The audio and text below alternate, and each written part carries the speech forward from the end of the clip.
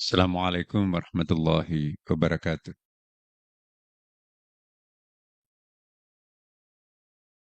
Alhamdulillahi rabbil alamin. Wa bihi nasta'in ala umur dunia wa din. Wassalatu wassalamu ala sayyidina wa habibina wa syafi'ina maulana Muhammadin sallallahu alaihi wasallam. Amma ba'd. Yang saya hormati Rektor IAIN Pak Tampone. Sudah punya nama kan Pak Rektor ya? Iya. Nunggu UIN dulu ya. Hmm. Yang saya hormati di sini hadir em, Direktur Pondok Pesantren, Dr. Haji Basnan, yang saya hormati tenaga ahli Kementerian Agama, Pak Bunyamin Yafid MA, yang saya hormati Kepala Kantor Wilayah Kementerian Agama Republik Indonesia, saya hormati para wakil rektor, para dekan, dan ada dua rektor di sini yang hadir selain Rektor Bone, Rektor eh, apa namanya, ya, iya Politeknik, jadi Profesor Doktor eh, Darmawan MP, ada Rektor Unismu, Rektor Arif Palakah ya, Kepala Biro, dan di sini juga kita dihadiri oleh yang sangat kita hormati juga PJ Bupati Bone, ya, dan tentu saja yang kita hormati ya pelindung kita, keamanan kita, Pak Danrem Bone, dan beserta seluruh pejabat yang lain yang hadir di sini. Ya, baru saja kami menengok gedung yang mangkrak di kampus 2. Iya, saya kira eh, perguruan tinggi negeri yang ada di Sulawesi Selatan ini yang paling terbelakang kampus fisiknya adalah IAIN Pone. Pare-Pare, Palopo, apalagi UIN Jakarta, UIN Makassar, semuanya kami lihat. Tetapi yang paling jelek adalah eh, kampus kelahirannya Menteri Agama. Ini namanya malu-maluin orang Jawa. Karena itu tidak boleh kita memalu-maluin gitu ya. Saya minta Pak Rektor dalam waktu dekat ini kira-kira anggaran kampus yang diperlukan berapa. Iya.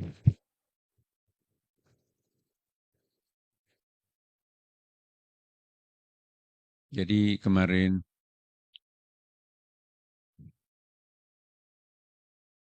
UIN Alauddin Makassar mangkrak juga rumah sakitnya. Udah hampir 10 tahun juga itu. Jadi udah bangunannya semegah itu di kota. Saya panggil rektornya. Kenapa rumah sakitnya mangkrak? Iya Pak, dananya habis. Berapa yang diperlukan? Wah, banyak sekali. Berapa? Kami butuhkan 25 miliar. Apa sudah bisa jalan? Sudah Pak, tapi nanti kalau mau yang idealnya itu sekitar 100 miliar. Kan rumah sakit itu lebih mahal dalamannya daripada bangunan fisiknya. Kalau mau dilengkapi, 50 miliar itu nggak ada artinya apa-apa. Jadi datanglah minta permohonan dana tambahan untuk dibantu 25 miliar. Yang keluar adalah 30 miliar. Nah, jadi dikiranya akan dibantu 5 miliar, tapi yang keluar 30 miliar. Nah, Pak Rektor,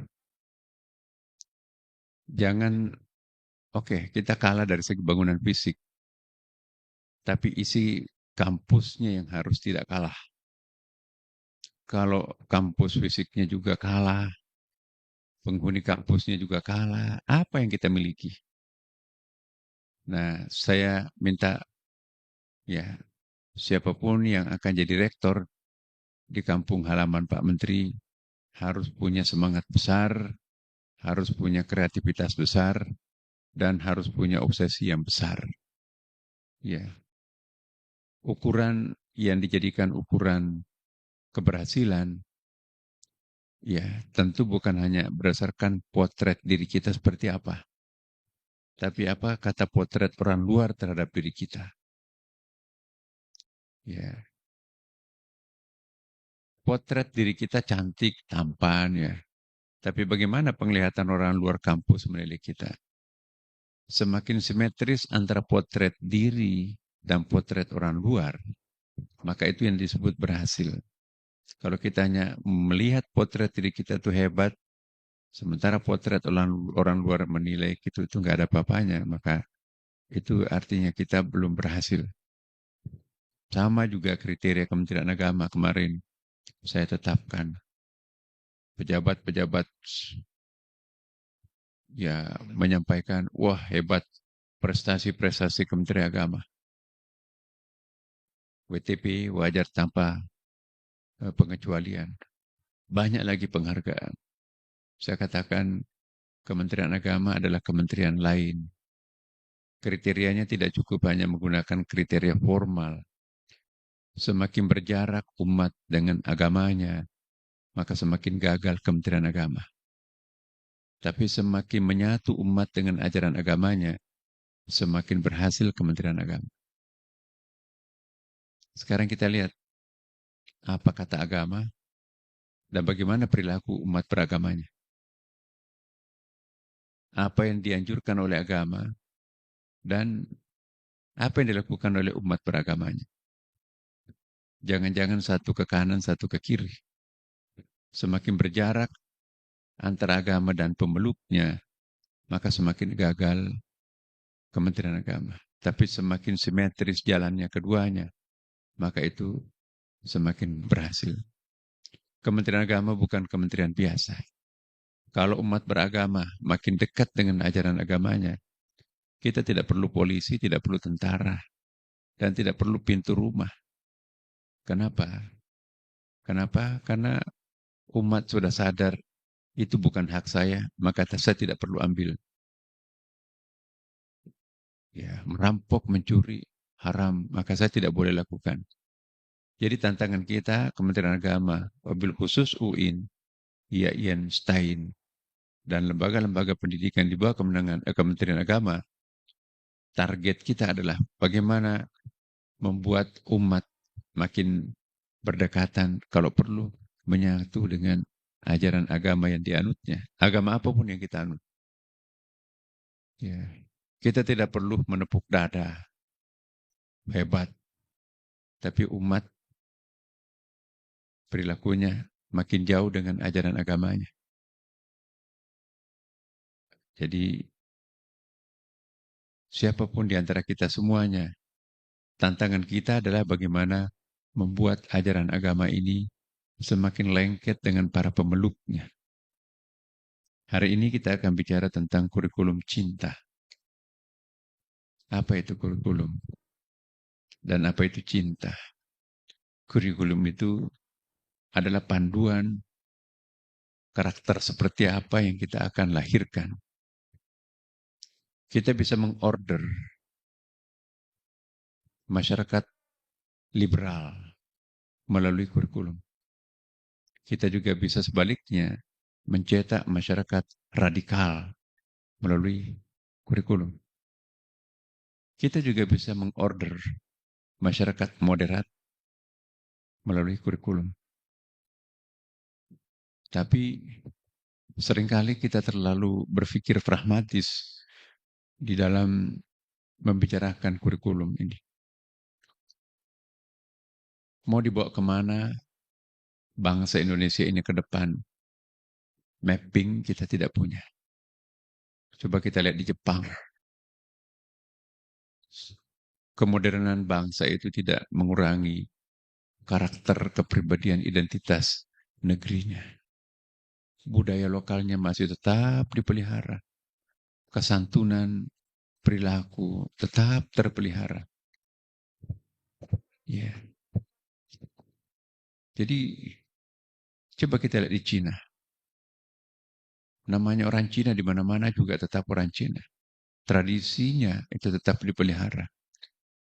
Identitasnya. Jadi bukan hanya warnanya putih, matanya sipit, tapi budayanya pun juga terpelihara. Nah kita, orang Indonesia, kepalanya orang Indonesia, tapi isi kepalanya lebih barat daripada orang barat. Ya, kepalanya orang Indonesia, tapi lebih Arab daripada orang Arab, pikirannya dan identitasnya. Ya, terus Indonesia itu di mana? Indonesia itu bukan hanya pada pakaiannya, tapi jalan pikiran itu pun juga harus Indonesia. Jiwa kita pun juga harus menjadi Indonesia. Kalau kita tarik lebih bawah lagi, Bone. Apa sih ciri khasnya Bone? Ya, ada. Bone kita bangga sebagai orang Bone. Paling besar kabupatennya. Ya, paling apa lagi? Hanya itu yang kita bisa banggakan. Bone kita meratapi nostalgia masa lampau kita yang hilang. Tetapi dari segi pembangunan, indeks SDM kita, indeks pendidikan, indeks kesehatan kita kalah dari kabupaten-kabupaten yang lain. Karena itu, kalau ingin mengembalikan masa jayanya Bone sebagai pusat peradaban Bugis, pusat kerajaan Bugis, maka kita harus menampilkan keunggulan-keunggulan masyarakat Bone. Apa keunggulan masyarakat Bone? Satu, memiliki dirinya sendiri, self-assertive. Ya. Matugengkeng, mageteng. Apa itu mageteng? Tangguh dalam prinsip. Ya. Say no pada saat harus no. Say yes pada harus mengucapkan yes. Itu namanya mageteng. Tidak takut kesepian pada dirinya sendiri. Tidak cari-cari muka untuk mendapatkan popularitas. Ya. Jangan kesepian terhadap pendapatnya sendiri. Kita tidak perlu hanyut dengan arus besar. Tapi kita memiliki diri sendiri. Insya Allah potensi orang yang mageteng, orang yang tegas pada pendiriannya, maka itulah nanti yang akan dicari oleh masyarakat modern. Tipikal masyarakat modern itu adalah mencari orang yang potensial, memiliki yang tidak banyak dimiliki oleh orang lain. Itulah pendekatan potensial. Ya. Jangan lagi mengharapkan orang akan mengangkat kita ke atas. Jangan lagi mengharapkan uang otomatis akan mengorbitkan kita. Mungkin sekarang masih laku, tapi nanti akan datang. Sudah tidak ada lagi tempatnya. Kalau kita nggak punya kewibawaan, potensi diri, mau dibayar berapapun, itu nggak akan pernah ada yang terima dalam era keterbukaan seperti sekarang. Karena itu saya berharap kepada Sivitas Akademika Kabupaten Bone, mari kita berusaha untuk memiliki diri sendiri, menjadi atau mageteng, tangguh dalam prinsip. Ya, jadi tidak cukup hanya dengan jujur, tapi kita juga harus punya power. Ingat ayat Al-Quran, ini yang saya pegang. Inna khaira man istajarta al-qawiyul amin. Orang yang paling tepat untuk dipromosi ialah al-qawi, orang yang kuat, tough, ya, mageteng. Al-amin, jujur, melempu. Mageteng nama lumpuh, itu yang dicari masyarakat masa depan. Ya. Dan tidak perlu bermanuver macam-macam. Akan dicari. Dunia akan mencari orang yang punya potensi. Ya. Tidak perlu bawa map ke perusahaan ABCD. Tidak perlu bayar amplopnya sekian pada sekian banyak orang. Dan tidak perlu juga koneksinya kepada pejabat atau pada orang besar. Ya. Modal kita untuk mengarungi masa depan adalah mageteng nama lempu. Insya Allah. Ya, tidak mungkin orang mageteng tanpa pengetahuan yang luas. Ya. Tidak mungkin orang itu melempu kalau tidak punya iman yang kuat. Jadi ujung-ujungnya ilmu dan iman, ya kan. Kalau iman kita itu kuat, otomatis kita akan siddiq, terpercaya. Ya. Kalau ilmu kita kuat, otomatis kita akan menjadi al-quwah, potensi. Ya. Saya nggak tahu juga kenapa saya harus menjadi menteri agama. Padahal menteri yang paling boleh diganti-ganti yang harus ada setiap kabinet itu adalah menteri agama. Kehadiran menteri agama, kementerian agama, itu sebetulnya jembatan, menjembatani Pancasila dengan Piagam Jakarta. Founding Fathers kita menetapkan Piagam Jakarta, disepakati ketuhanan dengan kewajiban menjalankan Islam, menjalankan syariat Islam bagi pemeluknya. Ada keberatan dari Indonesia Timur. Ambon, Pak, yang mulia, kami dari komunitas Indonesia Timur merasa tidak terwadahi dengan Piagam Jakarta. Ya. Kami keberatan karena tidak terwadahi dengan statement itu. Lantas, apa yang dimaui? Kami minta supaya redaksinya jangan seperti itu. Dicapailah ketuhanan yang Maha Esa. Founding Fathers kita yang dua diantaranya itu ulama besar. Ki Haji Wahid Hashim Asy'ari. Dan juga Muslim yang lain. Hanya Amaramis di situ yang non-Muslim. Tapi kok mau menerima perubahan itu? Ya. Dan itu saya kira suatu ilham yang sangat bagus oleh Founding Fathers kita. Saya pribadi membayangkan seandainya ketuhanan dengan berkewajiban menjalankan syariat Islam bagi pemeluknya yang menjadi dasar konstitusi negara, saya nggak tahu negara ini kayak apa. Karena syariat Islam itu kan tentu Muhammadiyah punya definisinya sendiri. Tentu NU punya definisinya sendiri. Al-Wasliyah punya definisinya sendiri. Belum lagi aliran teologinya, tentu Ahlus-Sunnah punya definisinya sendiri, Wahabi punya definisinya sendiri, Mu'tazilah juga punya definisinya sendiri. Sama-sama Ahlus-Sunnah, tapi ada Asy'ariyah, ya, ada Maturidi. Maturidi pun terbagi dua, ada Maturidi Bukhara, ada Maturidi Samarkand. Jadi pasti masih akan bertikai internal kalau seandainya Piagam Jakarta itu dipertahankan pada waktu itu. Tapi dengan mengganti menjadi ketuhanan yang Maha Esa, semua menjadi akur dan tidak ada masalah per hari ini. Nah, jadi tidak perlu kita meratapi kehilangan Piagam Jakarta. Syukurilah Pancasila. Dan inilah keberadaan Kementerian Agama untuk memberikan ketenangan terhadap umat Islam bahwa kepentingan Anda tidak akan pernah terabaikan. Maka itu kehadiran Kementerian Agama adalah kementerian besar yang tidak boleh absen di dalam setiap kabinet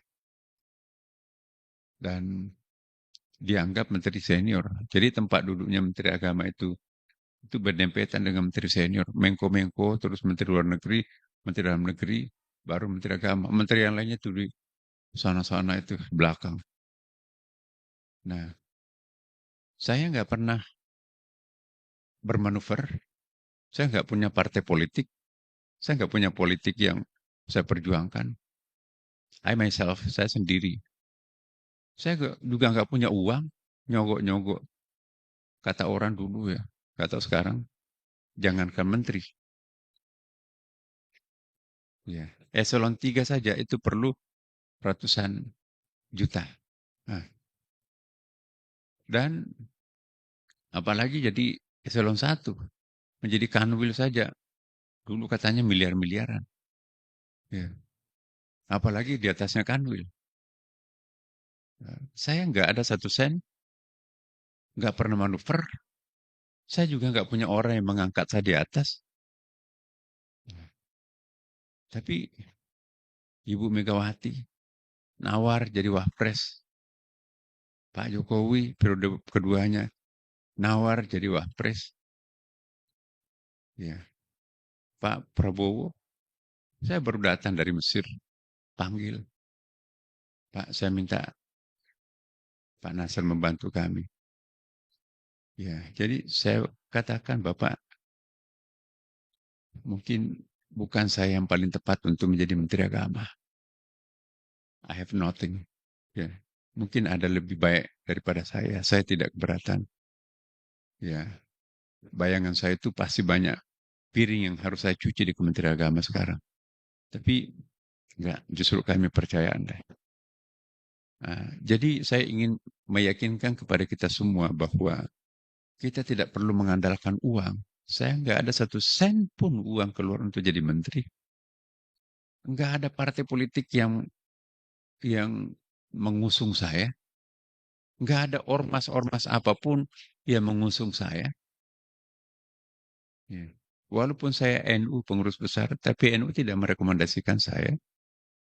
Tapi kok kenapa pihak-pihak penentu itu ya aklamasi, ya kata Pak Prabowo, saya nggak tahu kok kenapa keluarga saya tidak ada pilihan lain selain Anda. Saya nggak tahu kenapa partai saya tidak ada orang lain selain Anda. Saya nggak tahu kenapa tokoh-tokoh bangsa, ya, baik presiden, mantan presiden maupun siapa, semua tentara, polisi, semua hanya satu nama, Anda. Saya juga heran. Semua agama non-Muslim juga hanya satu nama, Anda. Ya, jadi saya juga nggak tahu kenapa saya seperti itu. Mungkin modal saya sebagai orang Bone, ya, Mageteng, nama lempu.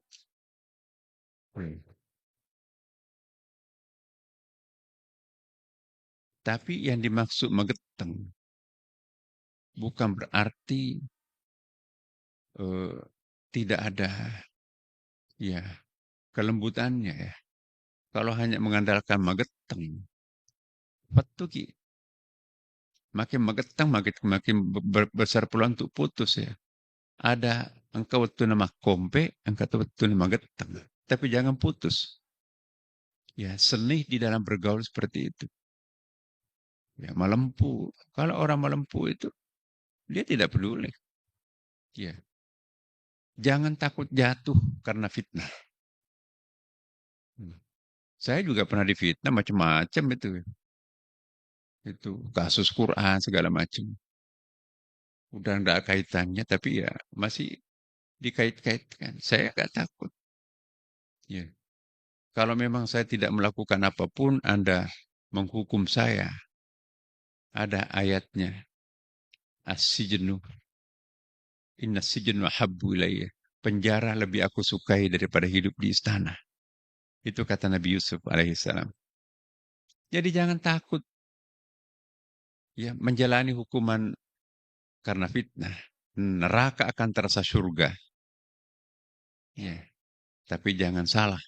Ia memfitnah, surganya akan terasa neraka. Jangan takut. Kalau kita jalan di atas rel yang benar, tidak boleh takut. Ya. Idh yaqulu li sahibihi la tahzan innallaha ma'ana. Ya, kalau kita bersama Tuhan, enggak usah minta tolong kemana-mana. Tanpa berdoa pun juga sudah kita dalam genggaman Tuhan mau apa? Ya. Inilah yang saya ingin tegaskan pada anak-anakku semua para mahasiswa ya. Jadi banyak orang menjabat, habis tuh uangnya miliar, ratusan miliar, mungkin triliunan. Banyak tuh orang jadi segala macam mengandalkan uang, mengandalkan orang, mengandalkan partai. Saya apa yang saya andalkan? Uang saya nggak ada. Saya nggak punya tabungan macam-macam. Setiap kali ada tabungan saya, tabung di Bone. Membesarkan sekolah di Bone. Saya nggak punya di apa cadangan apa di kekayaan di luar. Karena saya lahir di Bone, maka kewajiban moral saya membesarkan Bone. Iya. Jadi kita juga nggak boleh menepuk dada. Wah, kami membangun. Enggak.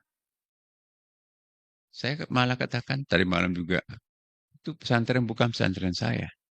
Sepakat kami satu keluarga, itu adalah yayasan. Yayasan itu bukan punya pribadi. Itu sudah punya umat. Siapapun yang nanti dipilih pemimpin pemilik pondok pesantren itu, monggo silahkan. Jadi, ya, apa sih yang kita harapkan? Yang kita bawa cuma selembar kain. Yang kita mau makan cuma yang lewat di tenggorokan. Mobil cuma satu kita pakai kan. Jadi, apa yang kita cari? Ya, saya, ya udah, mau apa lagi? Saya cukuplah pensiun profesor. Istri juga pegawai. Itu anak. Anak saya tiga-tiganya dokter. Insya Allah sudah selesai dengan dirinya sendiri kan. Mau cari apa lagi? Kita bukan mencari yang besar, yang tinggi, yang banyak. Apa artinya semua? Itu kalau nggak berkah, ya kan? Sedikit tapi berkah.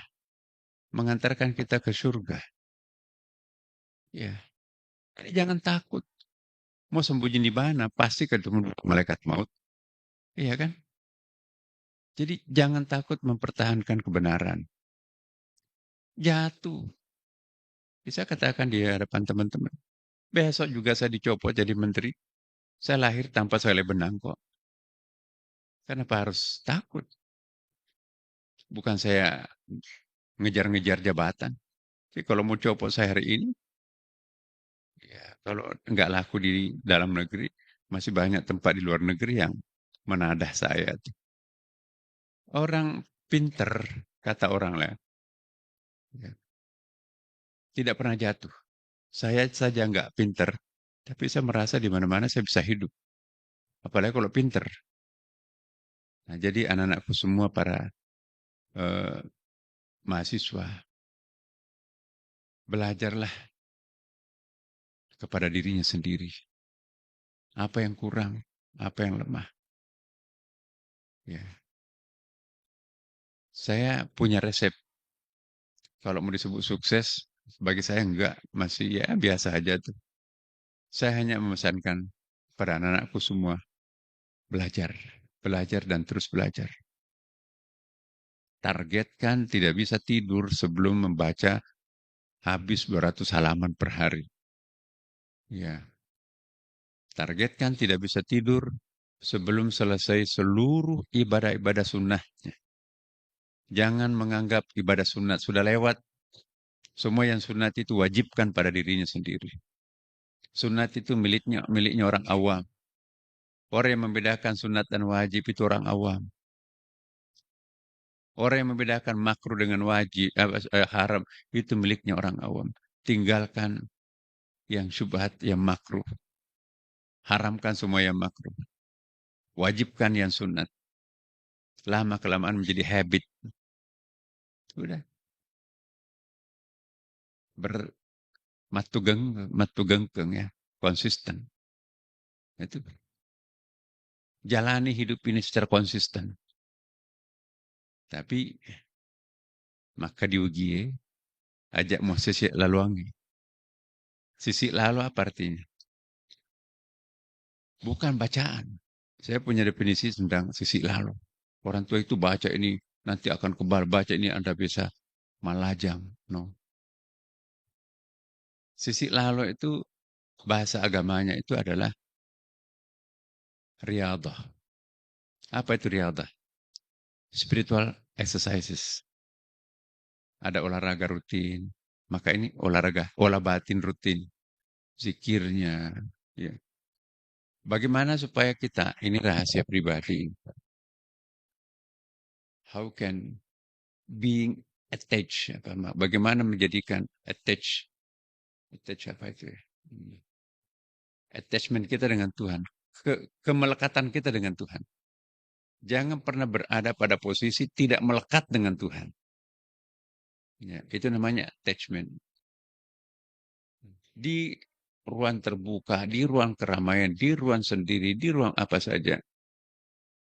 Wherever you are, there is a God. Itu kemanapun kita pergi, ada Tuhan. Itu attachment kita. Dan orang sudah seperti ini, tidak perlu berdoa. Orang berdoa itu ketika orang berjarak dengan Tuhan. Kan ada 3 macam doa. Doa bilisanil maqal, manyemuk-nyemuk timunna. Wah, melo doang. Epung. Itu enggak banyak artinya. Doa bilisanil hal, afsahu minad doa bilisanil maqal. Doa yang dipanjatkan oleh hati luhur yang sangat dalam, itu lebih kencang, lebih hebat pendakian ke langit daripada komat-kamitnya mulut. Doa bilisanil hal, afsahu minad doa bilisanil maqal. Tapi di atas langit masih ada langit. Doa ya, bilisanil isti'adad, afsahu minad doa bilisanil hal. Doa yang dipanjatkan dengan isti'adad. Apa itu isti'adad? Kesediaan untuk menerima kenyataan apapun dari Engkau ya Allah. Itu sudah lengket kita dengan Tuhan. Maka itu lebih kuat daripada doa yang dipanjatkan dengan hati yang sangat kencang. Nah, jadi ada tawakal, pasrah pada Tuhan, tapi masih berusaha. Ya kan? Ada taslim, pasrah kepada Tuhan, tapi usahanya sedikit. Besarnya kepada Tuhan.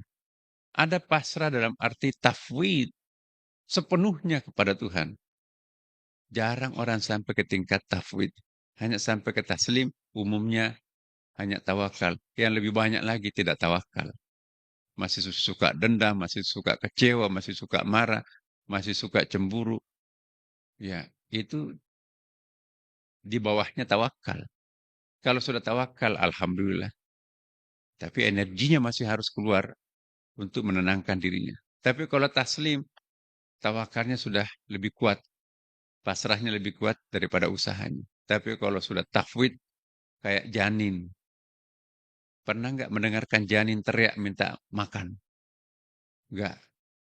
Kayak mayat melipat tangannya. Satu RT semuanya. Siapa yang gali lubangnya, siapa yang memandikan, siapa yang bungkus, siapa.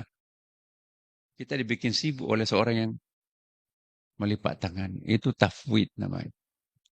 Semakin tafwid orang itu semakin proaktif Tuhan. Jadi rahasianya kalau ingin melibatkan Tuhan di dalam dirinya, tafwid. Kalau taslim, bayi masih iya gitu. Lari tuh ibunya bapaknya ada. Digigit nyamuk lapar kali. Ya. Tapi kalau kita, Anda misalnya, ya tidak terbiasa taslim. Oh kalau gitu aku mau seperti bayi. Tiba-tiba Anda teriak di sini. Bukan orang berlari menolong Anda. Ini ada orang gila baru ini. Ya, jadi memang perlu apa ya istilahnya itu riadah. Riadah itu spiritual exercises. Wiridnya pagi hari, sore hari, salat tahajudnya jangan dilupakan, jangan absen. Ya, puasa Senin Kamisnya jangan tinggalkan. Wajibkan dirinya untuk itu. Puasa sunat yang lain. Itu saja. Saya nggak punya resep lain. Ya, tapi baca, baca, ikra, ikra, ikra. 4 kali ikra kan? Ikra pertama, ikra kedua, ikra bismi rabbik, ikra wa rabbukal akram. Jadi membaca, membaca. Dalami tuh Quran tuh. Ya. Jangan hanya menguasai permukaannya Quran. Ya. Itu ibaratil Quran. Masuk ke level dalamnya. Isyaratil Quran. Lebih dalam lagi. Lataiful Quran. Puncaknya adalah haqaiqul Quran. Di dalam kulit masih ada kulit bawang itu kan. Di dalam kulit masih ada kulit. Di dalam kulit masih ada kulit. Ya. Di atas langit masih ada langit. Di atas langit masih ada langit. Jangan tidak mendaki. Baru sampai apa? Eh, baru wukuf sudah disangka wusul. Wukuf itu transit di leher gunung. Wukuf itu sampai ke puncak. Maka itu disebut wukuf di Arafah. Final haji itu bukan di Arafah, masih ada Musdalifah, masih ada Mina kan. Jadi banyak orang baru wukuf disangka finish. Nah, inilah terakhir anak-anakku semua. Apa itu yang dimaksud dengan eh, kurikulum cinta? Singkat penjelasannya. Ya, begini. Guru agama mengajarkan agama Islam yang diajarkan kebencian terhadap agama lain. Gereja tuh matiin TV-nya. Agama Katolik, agama Protestan juga benci. Agama yang paling benar agama Katolik Protestan. Azan, matiin TV-nya. Bayangkan kalau anak-anak kecil kita disuguhi sebuah kebencian berdasarkan agama sejak dini, alam bawah sadarnya itu melekat sampai ke dewasa. Akhirnya yang terjadi apa? Kita hanya apa? eh, toleransi semu, pura-pura toleransi aja. Apa sih toleransi?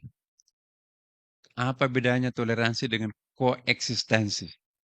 Koeksistensi Anda hari di sana, saya hari di sini, kita hidup masing-masing, nggak usah saling mengganggu. Ya, jadi eksis Anda di sana, kami eksis di sini, Anda eksis di sana. Itu koeksistensi. Yang dimaksud toleransi, Anda hidup di sana, saya hidup sini, Anda di situ, tapi ada komunikasi batin yang saling interaktif. Oke, kita berbeda agama, tapi kita satu NKRI. Ini yang kita harapkan. Jadi, ini yang disebut dengan kurikulum cinta. Perbedaan bisa saja terjadi antara kita, tetapi cinta antar sesama tidak boleh putus karena kita sama-sama warga negara NKRI. Ya. Ini modal sosial kita yang paling penting untuk kita pertahankan dalam era globalisasi seperti sekarang ini. Kalau orang tidak punya hubungan emosional satu sama lain, negara yang paling gampang hancur adalah Indonesia. Tidak ada negara yang paling plural seperti Indonesia. Ya, pulaunya 15.000 lebih, etniknya 7.000 lebih, bahasanya ya, lebih dari 700. Tidak ada negara di kolom bumi langit ini yang paling ramai etniknya, primordialnya, bahkan agamanya selain Indonesia. Tetapi tidak ada negara yang paling kompak sekompak Indonesia di dunia ini sekarang. Nah, sampai kapan ini akan seperti ini? Jadi sudah 4 kali diprediksi oleh futurolog Amerika. Tahun 1998 Indonesia itu akan hancur seperti Uni Soviet. Lewat, nggak ada. Ya. 2019 prediksi Kalimantan nanti diambil oleh siapa, negara mana. Papua nanti akan diambil negara mana. Akan dikapling-kapling. Lewat, nggak terjadi itu. Ya. Kemudian 2002, lewat. 2019, lewat juga. Bingung.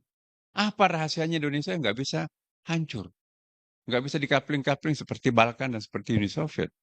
Ternyata kesimpulannya adalah selama umat Islam di Indonesia itu bersatu, tidak ada kekuatan manapun yang bisa menghancurkan. Ya. Kita kan hampir 90% umat Islam. Kalau umat Islam ini kompak, itu dahsyat Indonesia ini. Jadi hati-hati kalau ada kelompok-kelompok tertentu yang akan mengadu domba satu sama lain, sama-sama KTP-nya Islam, tiba-tiba datang menyesatkan orang lain, ya, membid'ahkan, memusyrikkan, mengkafirkan orang lain. Jangan-jangan ini adalah agen-agen penghancur negara masa depan. Saya minta Bone ini tidak boleh diacak-acak oleh kelompok-kelompok minoritas yang sok pintar dan sok jagoan dan sok benar. Hmm. Itu perlu dicurigai, Pak Dandi. Ya, ketika semua orang lain salah, dia sendiri yang benar. Nah, itu tanda-tanda. Terlalu gampang mengkafirkan, membid'ahkan sesuatu. Itu keluar dari mainstream kita. Syria hancur gara-gara orang kecil seperti itu. Baghdad hancur gara-gara seperti itu. Afghanistan hancur gara-gara orang kecil seperti itu. Nah sekarang sasarannya Indonesia. Jadi jangan gampang terpancing para mahasiswa. Hati-hati. Dia nggak tahu dirinya itu diperalat oleh kekuatan besar. Belakangan kan kita baru tahu ternyata yang membuat ISIS itu Amerika. Pantas nggak ada setetes darah Israel mengucur dari ISIS. Yang kepala banyak dionggok itu adalah kepala-kepala ulama. Jadi umat Islam menghancurkan ulama. Ternyata penasihat politiknya Israel. Mau nggak kita diadu domba oleh orang seperti itu? Maka itu saya minta Kabupaten Bone, jangan diacak-acak oleh kelompok minoritas yang nggak tahu sejarahnya tiba-tiba kok sok pinter. Nah, berani lawan seperti itu. Jangan takut. Pakai ayat. Tapi ayatnya itu dari gurunya sendiri. Nggak boleh pakai ulama lain. Hati-hati. Kalau ada orang melarang, jangan dengarkan ceramahnya itu sesat. Nah, itu tanda-tanda. Kita dulu nggak pernah melarang orang lain ceramah. Monggo, kan selektif kita ada kan. Ini tiba-tiba lah. Nah, saya mohon betul-betul waspada terhadap kekuatan minoritas seperti ini. Itu akan mengadu domba kita. Dan kalau kita sudah teradu domba, itulah cara yang paling efektif menghancurkan Indonesia. Mau nggak hancur seperti negara lain? Mau nggak? Kita enak ngirim mahasiswa. Lihat Palestina, musim dingin seperti ini, nggak bisa sekolah, nggak ada sekolah. Lihat Syria, nggak bisa lanjut, nggak ada uang. Inflasinya tinggi, pertumbuhannya nol. Kita inflasinya paling rendah di dunia, 1%. Pertumbuhannya kita nomor 3 di dunia, di atas 5%. Kalau teracak-acak, kita nanti akan hancur ekonominya. Kita nggak bisa makan. Maka itu, mari kita ikut aparat kita. Curiga melulu kepada pemerintah. Hati-hati, orang yang mengadu domba pemerintah dengan masyarakat, itu salah satu penghancur negara. Saya harus berani mengatakan seperti ini karena saya tidak ingin negara kami, apalagi Bone, diacak-acak seperti yang menghancurkan Sudan, menghancurkan Palestina, menghancurkan Afghanistan, menghancurkan Libya, menghancurkan Irak, Baghdad, semua negara hancur karena bendera kecil itu. Kata Buti, Profesor Buti, di mana ada bendera itu, di situ negara itu cepat hancur. Bendera merah putih itu jimat untuk mempertahankan kejayaan bangsa Indonesia. Nggak usah pakai bendera lain. Kurikulum cinta, jangan membenci orang lain. Itulah. Assalamualaikum warahmatullahi wabarakatuh.